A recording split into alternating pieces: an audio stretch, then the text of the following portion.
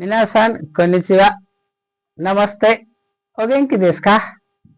はい。今日は第9課の勉強始めましょう。はい。लेसन 9 चाहिँ मिन्नानो निहोङ्गोको लेसन 9 चाहिँ आज हामी पढौं। मिन्नानो निहोङ्गोको लेसन 9 मा चाहिँ गा पार्टिकलको बारेमा चाहिँ सिकाइएको छ। गा पार्टिकल कस्तो कस्तो कन्डिसनहरुमा चाहिँ लाग्छ त। ल अब गा पार्टिकल लाग्ने कन्डिसनहरु चाहिँ यदि सेन्टेन्समा चाहिँ आरिमास भन्ने शब्द दिएको छ। आरिमासको अर्थ हुन्छ छ है। आरिमास भनेको छ। यसलाई नेपालीमा हामी छ। तर के भन्दा केही अब्जेक्ट हुनु पर्यो नि त, केही थिंग्स है।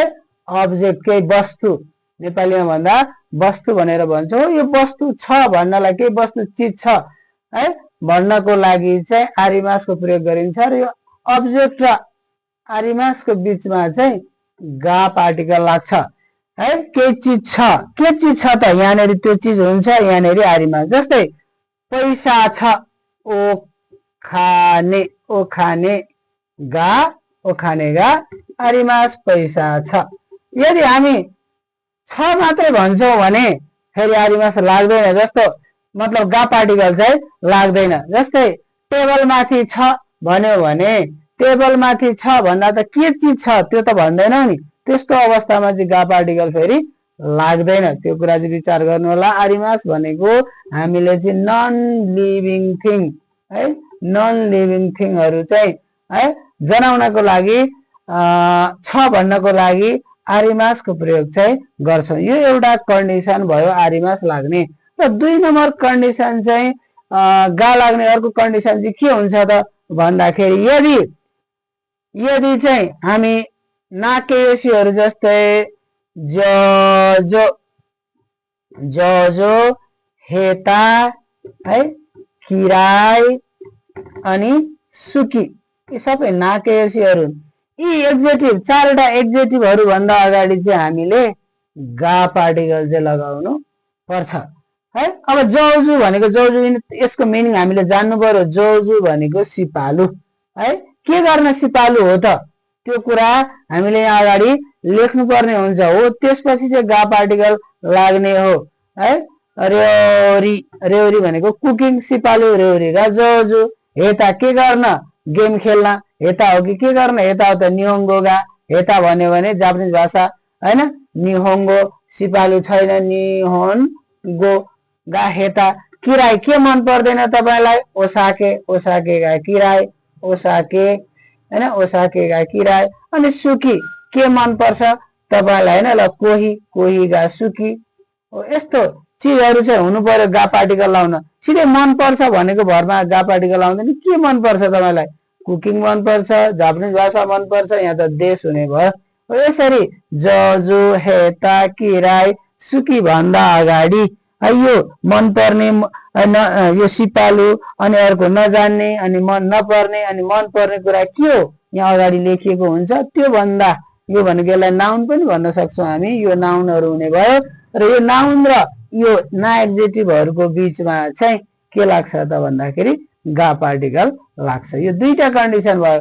3टा अर्को कन्डिसन पनि छ गा पार्टिकल लाग्ने।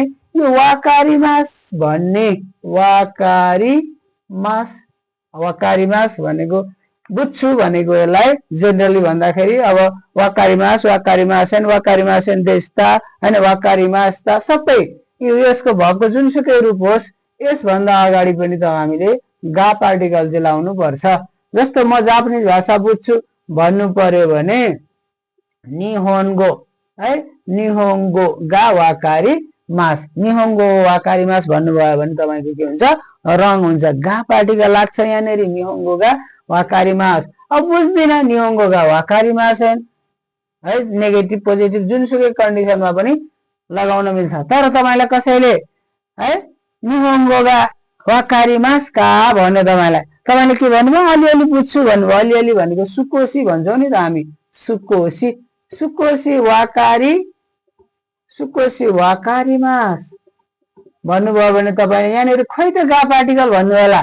गा पार्टिकल छैन नि त यहाँनेरि। किन छैन भन्दाखेरि यहाँ तपाईले निहोन्गो गा सुकोसी वाकारिमास भन्नुभयो भने मात्रै गा आउँछ। यो बुझ्ने कुरा के हो त यहाँ लेखेको छ त मैले बुझ्ने त निहोङ्गो हो नि त, यहाँ लेखेको थिएँ त्यही भएर त्यो पछाडि आयो।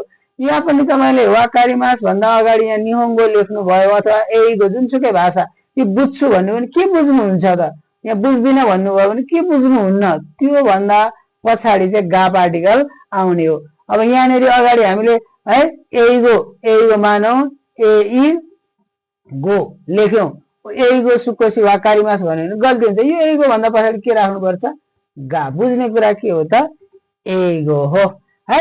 अब हामीले जेनरली अब गा पार्टिकल लाग्ने कन्डिसनहरू त अरू पनि हुन सक्छन्, तर हामीले 9 लेसनमा पढ्नुपर्ने गा पार्टिकल लाग्ने कन्डिसनहरू चाहिँ यिनै हुन्। र त्यो भन्दा फरक एउटा कुरा पनि हामीले सिक्नुपर्छ, यो कारा भन्ने शब्दको युज पनि हामी यहाँनिर सिक्छौं। कारा कारा यो भन्दा अगाडि पनि हामीले पढेको छ नि, कारा कारा भनेको बाट। यो भन्दा अगाडि हामीले कस्तो बेलामा कारा पढेको छ, यो नाउन है, नाउन पछाडि कारा। अनि त्यस्तै गरी टाइम भन्दा पछाडि 5 बजेबाट कारा, यसरी 5 बजेबाट हैन। अनि के नाउन भन्दा पछाडि पनि कारा, बाट भन्ने अर्थमा चाहिँ हामीले पढेको छौं। अब हामी यो नाउन अथवा कुनै टाइम 5 बजे 6 बजे पछि भनेर होइन कि बाट भन्ने होइन कि, अब एउटा सेन्टेन्स, पुरै सेन्टेन्स भनेको त थाहा छ नि, सेन्टेन्स भनेको वाक्य हैन, एउटा पुरै वाक्य लेख्छौं, त्यसभन्दा पछाडि चाहिँ के लेख्छौं, कारा लेख्छौं भने त्यसको अर्थ हुन्छ त्यसैले, त्यसैले अथवा यसलाई हामी भएकोले पनि भन्न सक्छौं सेन्टेन्स भन्दा पछाडि। जस्तै एउटा इक्जाम्पल के हुन सक्छ त भन्दाखेरि सिम्पल खालको इक्जाम्पल दिँदाखेरि चाहिँ जस्तो किनौ है, किनौ आतामागा इता खात्ता कारा, हिजो मेरो टाउको दुख्या थियो त्यसैले है।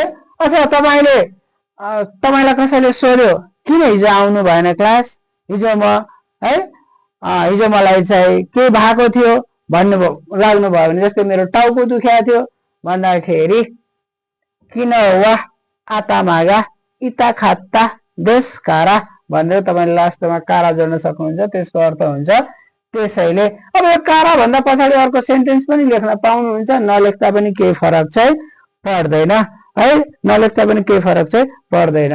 ल यसरी चाहिँ हामीले जेनरली दाइ क्यु खामा पढ्ने कुरा यति मात्रै हो है। ज्याकोरे दे वारी मासो।